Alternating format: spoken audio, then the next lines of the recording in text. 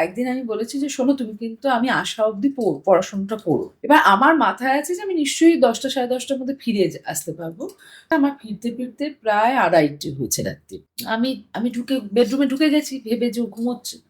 আমি দেখছি জায়গাটা ফাঁকা। আমি বলছি, "ও কি ওয়াশরুমে গেছে?"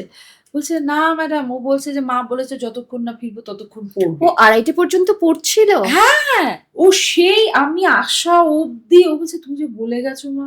তা আমার তখন এত গিল্টি লাগছে। আমি বলছি, "তুই তো জানিস যে তুই শুয়ে পড়িস এই সময় তুই কেন যে" বলছে, "মা আমি ভাবলাম তুমি বোধহয় ভেবেছো যে আজকে আমার একটু বেশি পড়তে হবে।" এবং মানে যেটা খুব আনলাইক বলি যে আজকালকার বাচ্চারা দেখবে ও কিন্তু খুব রেশনাল। মানে ওকে যদি কেউ খুব আনজাস্ট কোনো কথা বলে, ও কোনদিন মেনে নেয় না। খুব শান্তভাবে তার উত্তর দেয়। খুব দৃঢ়ভাবে উত্তর দেয়। কিন্তু আমি যদি ওকে অন্যায়ভাবেও বকি, মানে একদিন আমি খুব বকছি। "এইভাবে তুমি জিনিস গুছিয়ে রাখো না। এত দামি একটা পেন কি করে তুমি হারিয়েছ?"